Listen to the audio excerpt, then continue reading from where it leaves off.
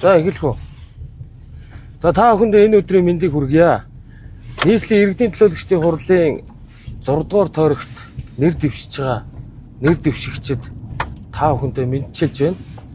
Нийслэлийн иргэдийн төлөөлөгчдийн хурлын 6 дугаар тойрог буюу Сонгон хайрхан дүүргийн өнөр бүс, Баян уушуу бүс. За бүр нарийн тодруулж хэлэх юм бол 1-р хороолол, Москва хороолол, 1-р хорооллын арын динж, хуучин тоосгоны үйлдвэр содон хороолол, за керамик, Баян уушуу, баруун салаа хөтлөсөн энэ бүсүүдэд бид 5 нийслэлийн иргэдийн төлөөлөгчдийн хуралд Монгол Ардын намаас нэр дэвшиж байгаа. За надтай хамтарч нэр дэвшиж байгаа би бас нэр дэвшигчтэй одоо иргэд сонгогчдоо танилцуулъя гэж өнөөдөр урьж бид 5 хамтран өнөөдөр машин дотроос энэхүү мэдлэгээ нэвтрүүлгийг хийж байна. За миний зүүн гар талд Сонгон хайрхан дүүргийн иргэдийн төлөөлөгчдийн хурлын дарга Дастрагийн ундрмаа дэвшиж байгаа. За манай ундрмаагийн хувьд 1999 онд анх Сонгон хайрхан дүүргийн 11-р хорооны засаг даргаар томилогдсноос хойш гээд үндсэндээ 25 жил тасралтгүй энэ дүүрэгт ажиллаж байна. Хороон засаг дарга, дүүргийн засаг даргын орлогч, дүүргийн иргэдийн төлөөлөгчдийн хурлын дарга гээд одоо төрийн албаны мэрит зарчмаар Сонгон хайрхан дүүрэгт тасралтгүй 25 жил ажиллаж байгаа ийм одоо ажил хэрэгч бүсгүйтэй би бас хамт дэвшиж байгаа. За миний ард талд яг одоо чанх ард талд сууж байгаа хүн бол Сонгон хайрхан дүүргийн засаг дарга Батчулууны Хуйгбаатар гэж залуу байна. За Хуйгбаатар дүүргийн өмнөх одоо 4 жилд дүүргийн иргэдийн төлөөлөгчдийн хурлын даргаар ажиллаж байгаад сая энэ одоо 6 сараас дүүргийн засаг даргаар ажиллаж байгаа. За Хуйгбаатарын хувьд би ундрмааг бас нөгөө ажил мэргэжлийн танилцуулгыг мартсан байна. Манай ундрмаа бол математикийн багш. Нийгмийн удирдлагын менежер. За Хуйгбаатарын хувьд бол хөдөө аж ахуйн их сургуулийг төгссөн экологч мэргэжилтэй. За мэргэжлэрээ ажиллаж байгаад Сонгон хайрхан дүүргийн Монгол Ардын намын хорооны дэд дарга. За ингээд Сонгон хайрхан дүүргийн жижиг дунд үйлдвэрийн төвийн дарга. За тэгээд дүүргийн иргэдийн хурлын дарга, засаг дарга гэдэг энэ дүүргийн одоо ажил амьдралыг бас хамгийн их сайн мэдэх ийм хүнийг нийслэлийн иргэдийн төлөөлөгчдийн хурал дэвшүүлж байгаа. За Хуйгбаатарын хувьд Сонгон хайрхан дүүргийн жижиг дунд үйлдвэрийн төвд ажиллаж байгаа хугацаанд Сонгон хайрхан дүүргийн нэмэн өртөг шингэсэн бүтээгдэхүүн үйлдвэрлэгчдийн холбоо гэдэг энэ том холбоог байгуулсан. Манай нэмэн өртөг шингэсэн бүтээгдэхүүн үйлдвэрлэгчдийн холбоо бол одоо улсын хэмжээнд жишг болж байгаа юм холбоо гэж ойлгож байна. Өөрөөр хэлбэл бид нар өрхийн үйлдвэрлэл за цаашлаад кластер байдлаар жижиг дунд үйлдвэрийг хэрхэн хөгжүүлэх чиглэлээр нэлээд амжилтанд хүрж байгаа. Бид нар нэмэн өртөг шингэсэн бүтээгдэхүүн үйлдвэрлэгчдийн холбоо өөрөө доошоогоо одоо маш олон холбоодууд бол задарсан. Ноолуурын эдлэлийн үйлдвэрлэл эрхлэгчид, оюмл сүлжимлийг, арь ширэн эдлэлийг гэдэг ингээд маш олон чиглэлээр задарч байгаа. Би яагаад улсын хэмжээний жишг ийм холбоо болсон бэ гэдэг талаар бас хэлхэн зүйтэй. Манай холбоо бусад аймаг дүүргүүдэд одоо яг энэ чиглэлээр сургалт зохион байгуулдаг бас бидаас нэгжтэй болсон гэдгийг хэлье. За энэ голдон сууж байгаа залуу бол Батбаяр. Батбаярыг чи аавын нэр Гамбатын Батбаяр гэж залуу байгаа. За банк санхүүгийн мэргэжилтэй Хаан банкнд одоо тейлрээс ахуулаад одоо салбарын захирал хүртэл энэ банк санхүүгийн салбартаа дэвшиж ажилласан. За хожим нь төрийн орон сууцны корпорац, Чингэлтэй дүүргийн засаг даргын орлогч гэдэг ийм ажил өөрөөр хэлбэл хувийн сектороос нутгийн захиргааны байгууллагуудад ингээд сүүлийн 10 гаруй жил ажиллаж байгаа залуу ийм боловсруучсан байгаа. За хамгийн сүүл танилцуулж байгаа хүн бол та бүхэн мэднэ. Сонгон хайрхан дүүргийн засаг даргаар ажиллаж байсан. Сүүлд нийслэлийн засаг даргын 1-р орлогчоор ажиллаж байгаад одоо Монгол Улсын засгийн газрын хэрэглэх газрын сайдын зөвлөхөөр ажиллаж байгаа. Жигжид сүрэнгийн сандаг сүрэн гэж бас математикч мэргэжилтэй ийм залуу байгаа. Ингээд манай баг бол 2 математикч, 1 санхүүч, 1 хуульч гэсэн ийм, 1 экологч гэсэн ийм 5 одоо өөр хүн нэр дэвшиж байгаа гэдгийг хэлье. Тэгээ өнөөдөр та бүхэн бас ойлгох байхаа бид хэд өнөөдөр нэлээд олон төлөвсөн ажлуудтай байгаа. Тэгээд өглөөний энэ цагийг ашиглаад хамтдаа машинд өнөөдрийн тойргийнхоо иргэд сонгогчтой хамтсан нэвтрүүлгээ хийя, мэдлэгээ хүргье гэж ингэж зорьсон.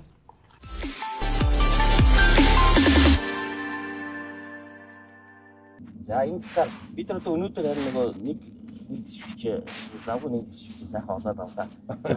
Ер нь өглөөдөө нэг гэрээс гарахт нь гасж байгаад ингэж ивэл торгийнхаа асуудлыг яриад, дүүргийнхаа асуудлыг яриад те. за энэ даргын хуйга даргын одоо гол яриад байгаа асуудлууд дээр Би нэг юу байна? Нэгдүгээр хороол хэсэг ялангуяа манай байр хорооллууд дээр бас нэг ярьж байгаа юм. Таны бас энэ хотын даргын ажлыг авснаас хойш хийж хэрэгжүүлж байгаа хэд хэдэн ажлуудын хүрээнд манай иргэд бас асууж байгаа юмнууд байна. Нэгдүгээртээ энэ байрнуудын дэвэр бусадын асуудал. За ингээд 2020-24 онд сонгоны хараханд бүрт нэг 5 орчим тэрбум төгрөгөөр бас засварууд явж байна. Тэгвэл энэ бас гүйцэд болоогүй байна. Гол ярьж байгаа юм нь байрны гадна талын нөгөө зогсоолын асуудал ч дээр гарах. Машин зогсоол, нийтийн эзэмшлийн зам талбайг нэмэгдүүлэх чиглэлээр сая чөлөөсөн бас нэг хэд хэдэн талбай байна. Энэ дээр автомашины зогсоол хийх асуудал ер нь энэ барилгач төслийн хүрээнд маань бас нэлээд юм нэмэгдэх байх те.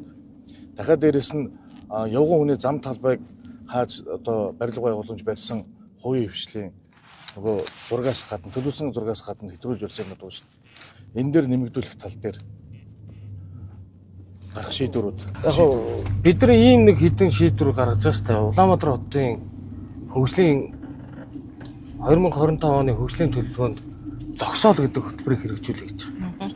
Тэр нь юу гэхээр худалдаа үйлчлэгээний төвүүд, орон сууцны хорооллуудын гадна талд зогсоол хүртээмжгүй байршлууд дээр нийслэл нийтийн эзэмшлийн зам талбайг доошоо нөгөө газар доошоо оруулсан одоо далд зогсоолын байдлаар эргэн аж ахуйн нэгжүүдэд газрыг олгоё.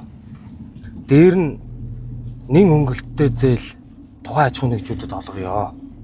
Дээр нь нэмээд яг тэр байршил дээр нэг одоо тэр бэсмент давхрынхаа дээдлийн давхарт нэг ийм давхар үйлчлэгээний одоо жижигхэн одоо нэг сүлжээ дэлгүүрүүд байгуулах ийм франчайзинг эрхийг өгье. Ийм 3 одоо хөшүүргээр бүх орон сууцны хорооллууд үйлчлэгээний төвүүдийн гадна талд бид нар зогсоолуудыг шийдье, зогсоол хөтөлбөрийг хэрэгжүүлье гэсэн ийм зорилго тавьж байгаа. Зүгээр нэгдүгээр хорооллууд бол ийм боломжууд асар их байгаа. Ер нь зүгээр нэгдүгээр хорооллыг мэдж байгаас дээ өнгөрсөн 4 жил одоо нэгдүгээр хорооллын арт тал ямар аимшигтай юм байлаа. Ямар гаражууд байлаа. 1200 гараж болгосон. Тэгээ 1200 гаражийг л бид болгосон шүү дээ. Энийний үр дүнд өнөөдөр нэгдүгээр хорооллын арт тал ямар сайхан болж төлөвлөгдөв. Арт талд нь нийтийн зогсоолууд байгууллаа.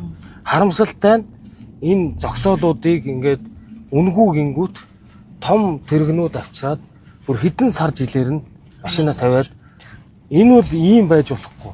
Энэ хүн үнэхээр одоо тэр том тэрэгтэй аж ахуй үйлчлэгээ эрхэлдэг бол өөрсдөө зогсоолын асуудлыг шийдэх ёстой. Тийм учраас цаашид энэ арын зогсоолуудыг эдийн засгийн зогсоолуудыг эргэлтэнд оруулахын тулд одоо тодорхой ийм харуул хамгаалалт төлбөрийн систем бий болохгүй л үнгүй юм гэхээр л ерөөсөө манайхан ч авчраал машиныхаа тосыг солиод зогсчихъя. Машиныхаа бараг моторыг боох нь холгүй юм хийгээд тэгээд дээгүүр нь тэр одоо би дээр явсан. Одоо тэр одоо нийтийн амар цугаалах бүсүүдэд бийц саал ерөөс ингээд тэгэхээр энийг заавал нэг эзэнжүүлж ашиглалтын зардлыг гаргадаг, хяналттай байлгадаг, камертай байдаг, ийм харуул хамгаалалттай байдаг юм руу явахгүй л манай бас иргэдийн ухамсар маш хүнд байна шүү. Энийг бид маш олон зүйлүүд хийж байгаа. Эцсийн дүндээ иргэд ч бас хийчих гэсэн. Өнөөдөр бид нар төвжирлийн асуудлыг одоо удахгүй ойрын жилүүдэд хийгдэх метро тойрог хурдны замаар шийднэ гэж байгаа. Гэтэ энэ рүү очихын тулд бид нар өөрсдөө иргэд ухамсартай автомашинаа шеэрлдэг, хүүхдүүдэд хөргөж өгөхөд дундаасаа одоо нийлээд хөргөж өгдөг, ажил руугаа явахдаа хамтдаа явдаг. Ийм одоо эко мобилити гэдэг энэ зарчим руу хөдөлөө шилжихгүй л бидний энэ ирж байгаа 27-8 он бол маш их төвжирлийн одоо хүнд үе байна. Энийний дараа том бүтээн байгуулалтууд дуусчиж бидний энэ асуудлаа шийднэ. Өнөөдөр нийслэл Улаанбаатар хотод нийтийн тээврийн парк шинжилэл бүтэн хийгдлээ. Та хэд ингээд анзаарвал зоргил ачааллын бус үед ер нь ингээд автобус хоос явж байгаа шүү дээ. Өнөөдөр Улаанбаатар хотод 31 урт таврын автобус орж ирж байна.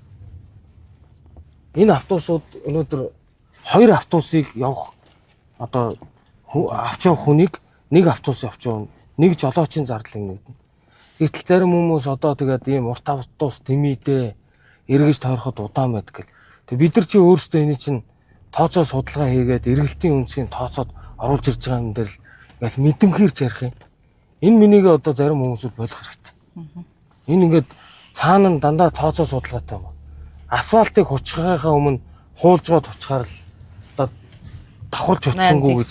Энэ чинь даац авдаг үе, даац авдаг үе гэж юм байна.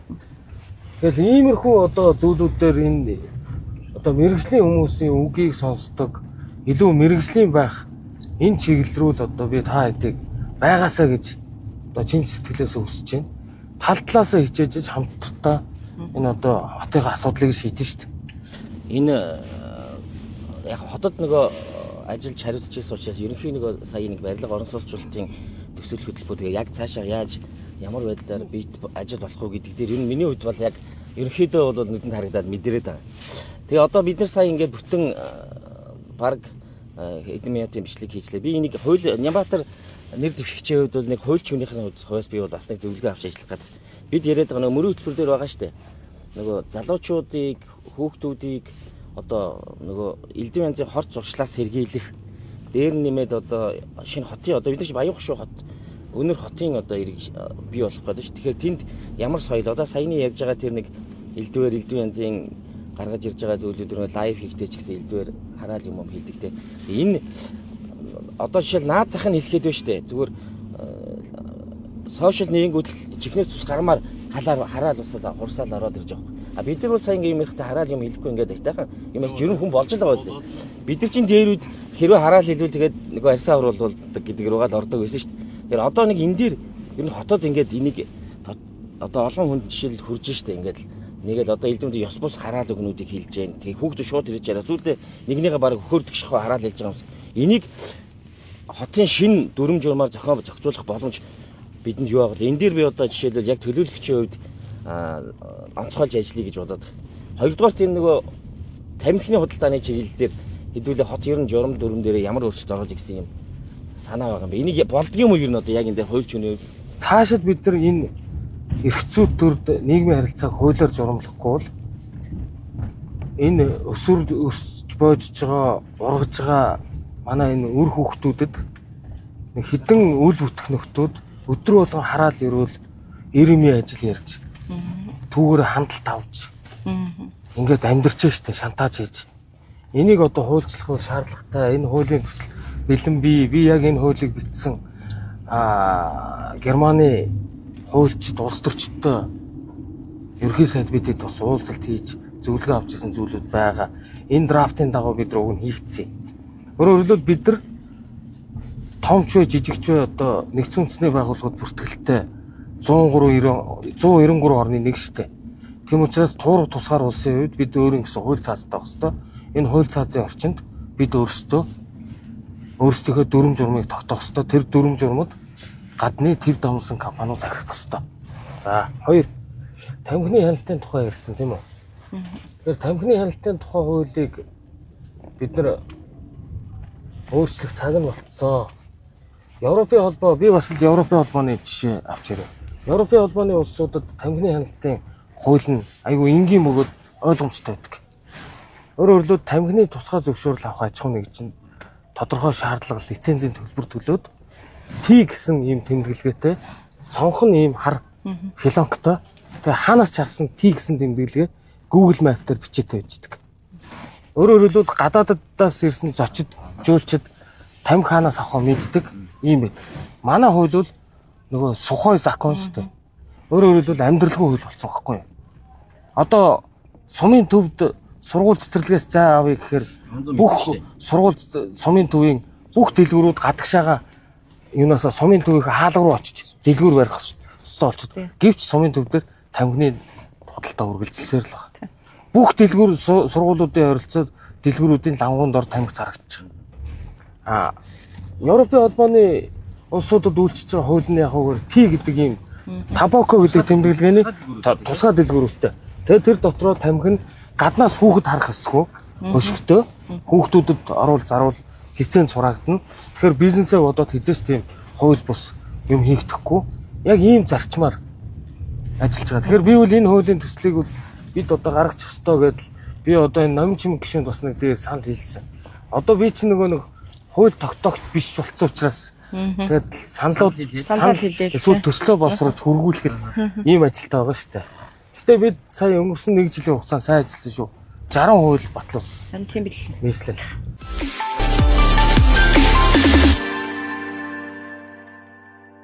Сонгоны хархан дүүргийн одоо өнөр бүс баян шүү бүсүүл 10 сууцны хороолол ердөө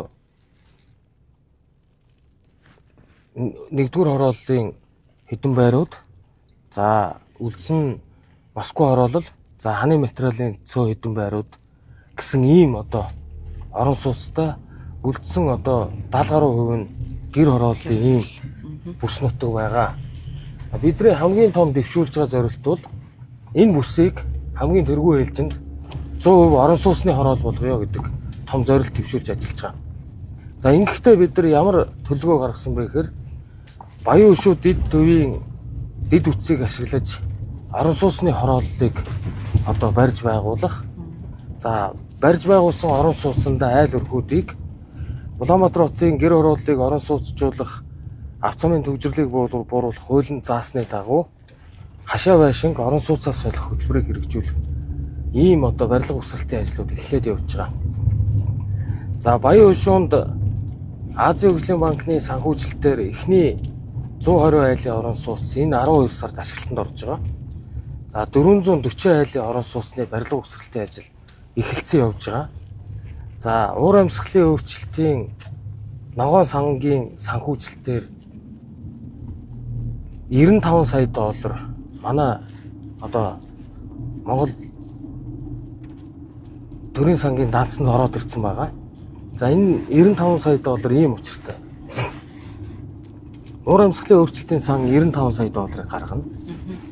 За уг төслийг хэрэгжүүлэхэд оролцогч банк одоо ногоон орон сууцны хөтөлбөрт зориулж 95 сая доллар гаргана. Төслийг хэрэгжүүлэхээр шалгарсан барилга угсралтыг гүйцэтгэж аж ахуй нэгж 95 сая доллар гаргах замаар нийтдээ 5400 айлын орон сууц буюу энэ баян өшөө дид төвөөрөнд 6000 айлын ингээд нийтдээ орон сууцны хороолол баригдах ийм одоо төлөвлөгөөтэй төсөл 2027 онд багтаж дуусахаар ингээд төлөвлөгдсөн төсөл юм аа.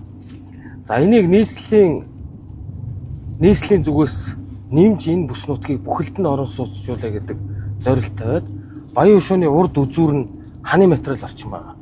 Ханы материал орчмын 9.2 га газрыг энэ 2024 он гэхэд оны 12 сар гэхэд чөлөөж дуусгаар одоо айлуудтай хилцээрт орцсон явж байгаа. За энэ чөлөөлөгчнөр ингээд урд талаасаа 1700 айлын орон сууц ханы материалын үзүүр талаасаа баригдаад хойд талаасаа 6000 айлын орон сууц баригдаад ингээд үндсэндээ 7700 айлын орон сууцанд баян өшөө ханы материал орчмын бүх айлууд хашаа байшингаа уг баригдсан орон сууцанд одоо сольж орох ийм төлөвлөгөөтэй. За ханы материал баян өшөө орчим нийтдээ нэг 170 орчим га газар байгаа. 170 орчим га газраас бид нар ердөө одоо нөгөө саяны барилгачдынхаа төлөвлөгөө 40-аарынхаа нормыг барихад бид нар 60 орчим га дээр саяны 7700 орчим айлын орон сууцыг төлөвлөж байгаа. За инхээр бид нар цаана нь 100 га газар одоо сулгаж орж ирж байгаа. Бид бас Туркийн Экзим банкнаас урт хугацааны зээлийн хилцээр хийхээр эхний саналаа тавихаар төлөвлөд байгаа. Энэ бүр одоогоос 12 жилийн өмнө яригдчихсэн хилцээр энийг сэргээгээд 11 сарын сүүлээр Стамбул хотын захирагчийн урилгаар миний би одоо Туркэд очиж ажиллахаар байгаа. Энэ үеэрээ энэ хилцээрээ хийж дуусгах ийм төлөвлөгөөтэй урьдчилан хилцээрүүд явагдаж байгаа. Ингэсэн тохиолдолд бид нар нөгөө 100 газар дээр орон сууцны хорооллыг бүхэлд нь босгоод ингээд баян шүү ханы материал орчин бүхэлдээ орон сууцны хороол бол бид нар баригдсан энэ баян шүү ханы материал баригдсан одоо илүү нөөц орон сууцуудаа толгойт их наран одоо цэнгэр дэлгүүр орчмыг нүүлгэн шилжүүлж оруулна гэсэн ийм төлөвлөгөөтэй байгаа. За энэ хүрээнд толгойт дэд төвийн одоо инженерийн шугам сүлжээ барьж байгуулах, нийгмийн дэд үтсүүдийг бий болгох бас төслүүд ингээд үргэлжлэхээр төлөвлөж байгаа гэдгийг хэлье. Би дахиад хэлье. Бидний нэр дэвшиж байгаа энэ 6 дугаар хоригт бидний сонгуулийн мөрийн хөтөлбөр Улаанбаатар хотыг 2040 он хүртэл хөгжүүлэх ерөнхий төлөвлөгөөний хүрээнд энэ бүх төлөвлөлтүүд хийгдсэн. Бид нар газар чөлөөлтийнхээ эрх зүйн орчныг бүрдүүлсэний үр дүнд сэлб энэ газар чөлөөлөлт амжилттай явж байгаа. За баян өшүүн дээр бас газар чөлөөлтүүд хийгдэж байгаа. Ханы материалын эхний 9.2 га-гийн газар чөлөөлтийг энэ жилдээ хийж дуусгана. За эх жил бид нар одоо газар чөлөөлтийн ажлуудаа үргэлжлүүлэн дуусгаад барилга усралтын ажлыг хийхээр төлөвлөж байгаа. За бидэнд барилга усралтын том бүтээн байгуулалтууд сэлб хороолол хот баян өшөө хотын 20 минутын хотуудын бүтээн байгуулалтыг хийхэд хамгийн гол тулгамдж байгаа 3 үндсэн асуудал байгаа. Нэгдүгээр хүний нөөц. Өөрөөр хэлбэл энэ барилга усралтын ажлыг хийхэд одоо барилгын салбарт ажиллагчдыг бид нар яаж олноор нь бий болгох вэ? За зарим тохиолдолд яаж гаднаас ажил хүч авах вэ гэдэг дээр одоо бид нар санаа зовох хэрэгтэй. Саяхан би Жойж сүрэн сайттай уулзаад хувийн ажил амьдрал яриа суудсан чинь тэгжилээ. Одоо хурд компани нийтдээ нэг 1500 төсөл дээр 1500 орчим барилгын ажилчид байнгын жилийн 4 өдөр л ажиллаж өгсөн чинь одоо ердөө 700 хүрэхгүй нэг нэ. Яасан гэсэн бусдууд нь самарч ирсэн. Тэгэхээр бид нар энэ хүний нөөцийн яаж зөв менежмент хийх үүдийг нэгдүгээр энэ төслийн менежментийн хувьд хамгийн том асуудал байна. За хоёр дахь асуудал барилгын материал. Барилгын материалын бүтээмж. Нөгөө ар мотороос ахуулаад бетон зурмаг, цемент, гол нэрийн түүхийд. За энийхээ нөөцийг бүрдүүлэх би гадны зөвлөхүүд авч ажиллуулж байгаа л да. Тэгээ гадны зөвлөхүүд яг энэ дээр одоо засгийн газар барилга хотын байгуулалтын яам, бусад яамдуудтай юм одоо бүр бодлого гаргах ёстой гэдэг ийм зүйлээс би ерөнхий сайдд бас энэ гадны зөвлөхүүдийн зөвлөмжийг танилцуулсан. За гурав дахь асуудал бид яаж гадаад валютын нөөц, гадаад худалдааны тэнцлээ одоо бууруулахгүй байх вэ гэдэг дээр илүү их анхаарч байгаа. Тийм учраас нийслэл хот өөрсдийн барьж байгаа бүх төслүүдийг дандаа гадны урт хугацаатай нэн хөнгөлтэй зээл болон гадаад бондор санхүүжүүлэхээр төлөвлөж байгаа. Би Монгол банкны ерөнхийлөгч Лавгсүрэнтэй бас уулзаж энэ чиглэлээр хэлсэн. Лавгийн ерөнхийлөгч бол та хэдийн наад бодлогоч маш зөв шүү. Өөрөөр хэлбэл бид гаднаас валют оруулж ирээд тэрийг swap хийгээд ингээд барилгын гүйцэтгэгч компаниудаа одоо гүйцэтгэлээрээ санхүүжүүлэхэд ханшаа алдахгүй байх бас нэг тийм талтай энэ дээр бодороо гэдэг. Би ийм гурван зүйл дээр нэлээд анхаарч байгаа гэдгийг хэлье. За гурав дахь гурван зүйлээ ярьсан. За бидний хамгийн тойрог орон нутгийнханд бас хандаж хэлэх нэг хэдэн зүйл байгаа. Ялангуяа орон сууцны хорооллынхан бол одоо тэдний тавьдаг гол асуудал бол дээврийн засвар, фасадны засвар, лифтний засвар гэх. Тэгээ бид нар одоо Сонгон хайрхан дүүргийн өмнөх хоёр засаг даргатай цуг явж байгаагийн үед Сандвсүрэн дарга, Хоёбаатар дарга хоёр одоо ер нь бид нар энэ өнөр Москвач гайгүй өнөр ханы материалыг чи би бараг дуусгацсан шүү дээ. Тий 29 дугаар Москва орчмын даргааны ардлын хуучин угсрал бариуд байгаа тий. Энд дэр хичнээн айлууд дээр дээвэр фасадны засвар байна. Би бол 2025 оны хөгжлийн төлөвлөгөөнд оруулаад Сонгон хайрхан дүүрэг, Баянзүрх дүүргийн фасадны засварыг 25 онд бүгдийн фасад дээвэр лифтний засварыг нэг мөр дуусгая гэсэн ийм зорилт тавьсан. Энэ дээр нэг сандгаа дарга, хоёроо дарга хоёр хэлээч. Хичнээн юу байгаа вэ? За фасад дээвэр лифтийг одоо нэг хуучин өгсрөл байруудын дулаан алдаг талтай холбоотой ингээд хүмүүс их гомдол ярьдیں۔ Тэгээд хоёр талын өнцөг яриад идэг. Нэг нь болохоор одоо энэ хувийн байр штэ гэдэг. Яг хууль нь байгаа одоо нэг удаагийн энэ одоо ховчлсон одоо энэ хуучин байрууд дээр нэг удаагийн дээвэр фасад лифтэн дээр дэмжлэг үзүүлэх нь хуулийн дагуу гарцаагүй болдог дэмжиж орохгүй бол тэнд байгаа нэгдүгээр иргэдийн амьдрах орчны хувьд маш хүнд, хоёрдугаарт яг ер нь цаад тутгаараа эн чинь бас дулаан алдагдлыг бууруулад нөгөө агаарын бохирдолтой тэмцэх чиглэлийн ажил болж яваад байгаа учраас энэ чиглэлийн нийслэлт эрх төслүүд одоо гайгүй үр дүнтэй сүүлийн жилүүд болсон. За жишээлбэл бидний яриад байгаа нэг Даргааны артлын нэг 6 байр байгаа. Тэрний 4 байрын одоо 23-ын ABVG гэдэг байрын нь бол ногоон төслийн хүрээнд нийслэлт хэрэгжижсэн хүрээнд лифт дээвэртэн бүгдийн зогцоор нь ерөнхийд нь засаад дууссан. Одоо 2 байр үлдсэн байгаа. 22-ын AB гэсэн 2 байр үлдсэн. За нэгдүгээр хорооллыг ер нь орон нутгийн болон нийслэлийн хөрөнгө оруулалтаар 20 оноос 18 оноос хойш ер нь явуулаад одоо бол нэг 70 30%, 30-аас 40% нь дуусч чад байна гэж биний хувьд ер нь харж байна. Тэгээ бос хэсгүүд нь бол үлдчихэд байгаа. Тэгэхээр сая нөгөө гишүүдийн манайхаа сонгогдсон гишүүдийн санаачилж батлуулсан нийслэл хотын хэмжээнд шийдэх нөгөө 78 нийслэл хотын хэмжээнд фасад дээвэр лифтийн засвар зориулт нэг 78 тэрбум төгрөгийн засварын ажлын талаар бид ер нь иргэдэд мэдээлэл өгөөд яваад байгаа л да. Энэгээр 25 онд одоо нөгөө бидний зорьсны дагуу энэ чиглэлийн ажлуудыг бүрэн 100% дуусгаж дараагийн одоо нөгөө төлөвлөлтийн том ажлууд руу орно гэдэг энэ мэдээллийг бид нар ер нь иргэдэд өгөөд явж байгаа. Тэр яг ингэж ойлгож болно манайхаа. Бид нар ер нь 2025 онд нийслэлийн хэмжээнд одоо хуучин угсрал байруудын дээвэр, лифт, фасадны засварыг иж мөрнөр нь 2 дүүрэг дуусгана. Энэ нь сонгоны хархан дүүрэг, баян зүрх дүүрэг. Өөрөөр хэлбэл дахиж бид нар ийм одоо тулгымцсан асуудлууд дээр жижиг мөнгө тавиад багаар ингэж тусгнуулж явуулгүйгээр 2025 онд сонгоны хархан баян зүрх дүүргийн бүх фасад дээвэр лифтний засварыг дуусгана. 2026 онд бид хаан уул дүүрэг, баян гол дүүргийн лифт, фасад дээврийн засварыг дуусгана. 2027 онд Сүхбаатар Чингэлтэй дүүргийг дуусгана гэсэн ийм төлөвлөлтийг хөгжлийн бодлогын төлөвлөгөөнд тусгасан.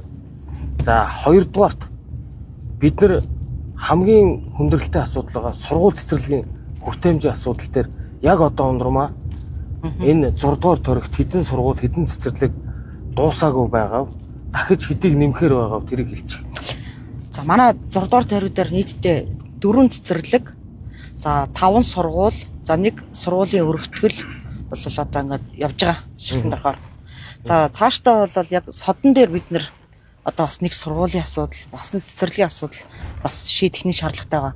Яг содонгийн тэр хавьд бол орон сууцны орол бас нэлээд төсөөлөл үед ингээд шинээр орон сууц баригдаад байгаа болохоор нөгөө 151, 143, за тэгээд нөгөө 62 дугаар сургуулийн чинь ачаал нэлээд бүх бол. Намайг 16 он сонгогдох чинь тэр хав чинь 1 сургуулгүй, 1 цэцэрлэггүй шүү дээ. Тийм тэгээд 2 сургууль барьж 2 сургууль 1 цэцэрлэг барьж төсөөлөл шийдүүлсэн. 3 цэцэрлэг шийдүүлсэн. Тийм. Тэгээ хамгийн сүүлийнх нь бүр том цэцэрлэг худалж авсан. Тэгсэн. Тийм авсан. Одоо дахиад бүр шаардлагатай байгаа. Яг тэгвэл нөгөө содонгийн урдл эргэн тойрон тэгээ содон чинь өөрөө цаашаа үргэлжлээд бас 1 блокууд барьсан. Тэгээд тэрний урт татлын тэр МТ-гийн колонкийн ахаад 12 давхар одоо орон сууц баригдсан. Нөгөө талдаа замаахан нөгөө тал дээр болохоор 62 тал дээр нэлээд урт тал дахиад 1 сургуулийн газар байгаа шүү дээ. Зочд тээврийн нэгтгэлийн нэр дээр байгаа тий. Тэр газрыг тэгвэл аваад нэг загварын зургаар 960 хүүхдийн сургууль орчил тэр хавьд хүрэлцээтэй болно. Одоо нэг баян шүү бүс яаж байна? Баян шүү бүс бол ерөнхийдөө хангалттай. Одоо баян шүүсийн нэг 28 дугаар хорооны сургууль чинь ингээ ашиглалтанд орчин оны өмнө баян шүү хотынхоо төвшөнд дахиж нөгөө шинэ 20 минутын хот концепцээр хүрээ дахиад сургууль цэцэрлэг нэмнэ шүү дээ. Тэгэхээр тэр бол асуудал шийдэгдэнэ. Би нэрээ сони би одоо яг энийг бүр та монтажинд оруулаарай. Би 2016 онд анх сонгогдоход содон хав бүр 1 чирхэг сургууль, 1 зэрэг сургууль цэцэрлэг байгаагүй. Тэгээ би хятадын засгийн газрын буцалтгүй тусламжаар 1 сургууль, арын дэнж дээр дахиад 1 сургууль барьж өгс тээ. Тэгээд дахиад 3 цэцэрлэгтэй болсон. Хамгийн сүүлийнх нь нодлон худалдаж авсан. Бүр 240 хүүхдийн том цэцэрлэг авсан. Тэгээ одоо дахиад сургууль дутаад байгаа юм. Сургууль тутаж байгаа нэг цэцэрлэгч хэрэгтэй байгаа. Дахиад хэрэгтэй байгаа. Яг тэр хавьд чинь дарга юу байгаа байхгүй. Ер нь зам хоёр талаар орон сууц хэрэгдэж байгаа. Манай сонгоны харахныхан болон бусад ер нь үзэж байгаа хүмүүс хэлэхэд хүн ам зүйн өсөлтийн энэ нөгөө динамикийг харахад 2027 оноос эхлээд сургууль цэцэрлэгийн өсөлт буурч эхлэх юм лээ. Ягаад тэгэхээр нөгөө их төрөлт харцангуй буураад 27 оноос сарах юм лээ. Тийм учраас би нийслэлийн засаг даргаар томилогдсноос хойш Улаанбаатар хотын замбраагүй төлөвлөгдөж баригдсан орон сууцны хорооллуудын дунд бүгднгийнх нь одоо хорооллуудаас газруудыг авч одоо сургууль цэцэрлэгүүд барих ажлыг эхлүүлсэн юм чинь. Тухайлах юм бол нөгөө алдарт нөгөө Алтай хотхон наатлын нөгөө 10 дугаар хорооллын уртл чинь юу лээ? 90 хороолол. Үгүй 10 дугаар хорооллын урт чинь нөгөө Golden Park. За тэгээд хүннүү. За тэгээд тэр юуны Times Square-ийн хойдол гэдэг. За ингээд баг бүх шаваарлцсан газрууд те Баян зүрх дүүргийн 36 26 дугаар ороодууд бүгдэн дээр нь газруудыг аваад зургийг хийлгээд төсвийн тавиад одоо эхнээсээ барилгууд эхлэе явж байгаа. Энийг би юу гэж зорьсон бэ гэхээр бид нар 2027 он хүртэл бид нар сургууль цэцэрлэгийнхээ яг хэрэгцээг шийдчихэ. Энэс хойш сургууль цэцэрлэг дахиж бид нар нэмж барихгүй гээд өнгөрсөн оны төсөв энэ оны төсөв дээр сургууль цэцэрлэгүүдийг одоо тавиад дуусаагүй сургууль цэцэрлэгүүдэд дуусгая гэдэг зорилт тавьж байгаа. Тэгэл гисэн эрен цаана дахиад эрэлт үүсэж байна тийм үү? Тийм. Тэгээд одоо нөгөө хот болоод хотын төлөлтөнд оруулахаар бас хэдэн цэцэрлэг сургууль нэмэгдэх шаардлагатай шаардлагагүй гэдэг юм гарч ирэх байх. Нэгдүгээр оролт бол одоо сургууль цэцэрлэг бол ер нь хангалттай. За баян шинт нэлийн хангалттай байгаа. Цэцэрлэгүүд дээр бол бүр яг энэ хоёр хэсэг дээр бол бүр хангалттай. Бүр төр суугч хүүхдүүд бид нар авч. Арын дэнж дээр чинь 31 дээр нэг сургууль байгаа. Одоо орох гэж байгаа. Тий. Тэрний одоо нөгөө юуны асуудал, төсвийн асуудал бол бас тутам хотон байгаа. Тэрийг тань дээр яриад байгаа. За 30 дугаар хорон дээр бол ер нь 30 чин гайгүй ганцлагын хорон дээр. Би дахиад базаад хэлчихье. Ер нь ингээд бид нар хоёр том зорилт тавьж байгаа. Нэг нь тэр дээвэр лифт фасадны асуудлыг сонгоны хайрхан Баян зүрх дүүрэгт нэг мөр шийдчихье 25 онд. За нэмээд сургууль цэцэрлэгийг ерөөсөө нийслэлийн хэмжээнд 2027 он хүртэл бүх хүрэлцээтэй байдлаар шийдчихье.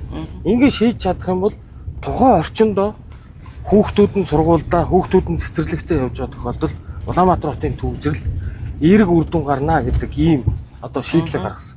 Дээр нь нэмж нэг юм хэлэхэд бид нар нэг бодлогоос татгалзаж байгаа. Тэр нь юу гэхээр дэд үтсээ бодоод сургуулийн хашаанд өргөтгөл барьдгийг болиё гэж. Яагаад тэгэхээр өргөтгөл барихын хэрээр л тухайн яг тэр сургууль руу чиглэсэн зочил хөдөлгөөн нь улам нэмэгдээд байна. За ийм хоёр асуудал шийдэж байгаа шүү гэдгийг одоо нэр дэвшигчийн хувьар биш. Нийслэлийн засаг дарга бөгөөд Улаанбаатар хотын захирагчийн хувьар би бас энэ одоо хотынхондоо тэр дундаа сонгоны хайрхан дүүргийн 6 дугаар тойргийнхоо өнрийнхэн баян өшөөнийхэн би бүр задлж хэлээд байгаа шүү дээ. Баян өшөөнийхэн, хөтлийнхэн, ханы материалынхан, тоосгоныхэн, тийм ээ зүүн салааныхан, за юуныхан, депо орчмынхан, за даргуй орчмынхан, Москва хорооллынхан, нэгдүгээр хорооллынхан, арын дэмжийнхэнд ингээд хандаж хэлье. За 3 дахь бидний том дэвшүүлж байгаа зорилт бол зам. За бид нар бол өнгөрсөн хугацаанд ялангуяа энэ 2016 оноос хойш сонгоны хайрхан дүүрэгт маш олон замууд тавьсан. За одоо хамгийн том зам энэ 11 сарын 1-нд зорч хөдөлгөөнөө нээх гэж байгаа. Энэ нь гэмтлийн эмнэлгийн хойдлын уулзуураас за авч сургуулийн уулзуур, содонгийн хойдлын уулзуур буюу үйлдвэрсний ард оюушин гудамжийг үйлдвэрсний хэвлэлийн гудамжтай холбож байгаа 3.9 км 6 эгнээ том авцамыг ашиглалтанд оруулж байгаа. Энэ бол хамгийн том бүтээн байгуулалтын нэг. За сая гэж бодож байгаа үү? Тэгээ нөгөө ийж бүрэн гэдэг байгаа орж байгаа. Дугуун зам, явган замтай шиг. Дугуун замтай, явгууны замтай. Цогцоор нь. Тийм ийм цогц зам орж байгаа. Маш олон том гүүрэн байгууламжтай. За дараагийн хийгдэх ажил бол даргууны юуны содонгийн уулзуурыг дараагийн шатанд 2 төвчнийг болгох төлөвлөлттэй. За ингээд уртлаасаа ярамгийн гүүрнээс хойшоогоо гараад хар орны хажуугаар гүүрээр гарч ирээд энэ зам руу холбогдсон ийм төлөвлөлттэй. Ингээд баруун тишээгээ бид нар нэвч яваад хүнс трейдинг тэрнгөөр баруун тишээ яваад 22-ын төвчны цаагаар гарчиж байгаа. Тэгэхээр дараагийн нэг бидний хийх ажил бол хороолын дунд хавцсан. Бид нар эх жилийн 6 сар гэхэд энэ нийслэлийн нэг төвшний авцамууд төр хийж байгаа бүх замын шинжилгээ ажлуудаа дуусгаад 2 дугаар давхрын зам буюу хурдны зам руу орохоор ингээд одоо бүтээн байгуулалтын ажлыг төлөвлөөд зураг зүйн ажил дуусаад явж байгаа. Туулын хурдны замаар эхлэх юм. За үүнтэй зэрэгцээд бидний нэг хийх ёстой зам бол хороолын дундх замуудыг эх жил нийслэлийн хэмжээнд нэг мөр хийж дуусгана гэсэн ийм одоо төлөвлөгөөтэй байгаа гэдгийг бас та бүхэнд хэлье. За одоо манай нөгөө дулааны эмнэлттэй орон сууцны хажуугаар бид нар явж байна шүү дээ. Одоо эн чинь эхний 120 айлынх нь 12 сар. Тий. За дараагийн 440 айлынх нь орон сууцны суурин ажил эхэлсэн явж байгаа. Тийм билээ. За сая 95 сая долларыг 3-аар үрдсэн одоо төсөл буюу 285 сая Америк долларын төслийн одоо хурал болоод дууссан. Манай энэ төслийн менежментийг Хөгжлийн банкны DBM лизинг нийслэлийн хөрөнгө оруулалт менежментийн корпорац хамтарч хэрэгжүүлэхээр болсон. За ингээд энэ хавь ингээд бүхэлдээ орон сууц чинь ийшээгээ нөгөө дараагийн 285 сая доллар ч орно. Цаанаас 300 сая долларын орон сууцны төсөл ингээд хоёр талаасаа мөргөлдөд энэ баян шүү ханы материал үндсэндээ орон сууцны хороол болно гэдэг.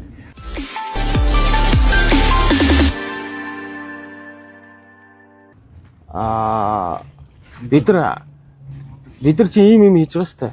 Эрүүл мэнд, боловсрол, соёл, ахуй үйлчилгээ, төрийн үйлчилгээ гэдгийг бүхэлд нь 20 минутын одоо зайд тийм ээ. Алхаад 20 минутын зайд үйлчилгээ авнаа. Дугуугаар 15 минутанд авнаа. За машинаар бол энэ чинь бүр одоо 5 минут хүрэхгүй хугацаанд авах. Ийм зайд ингээд төлөвтэй хийж байгаа. Тийм учраас энэ дээр Батбаяр нэг саналаа хэлээч.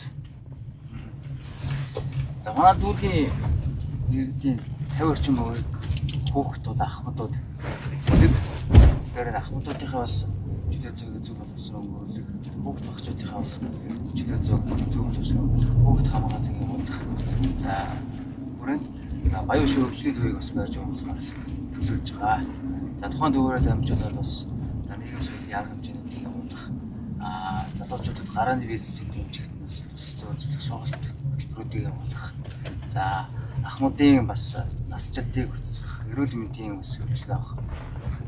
Зэрэг одоо олон талт үйлчлэгээнүүдийг энэ 20 минут хот концепцийн хүрээнд бас барьж явуулахаар төлөвлөсөн байгаа.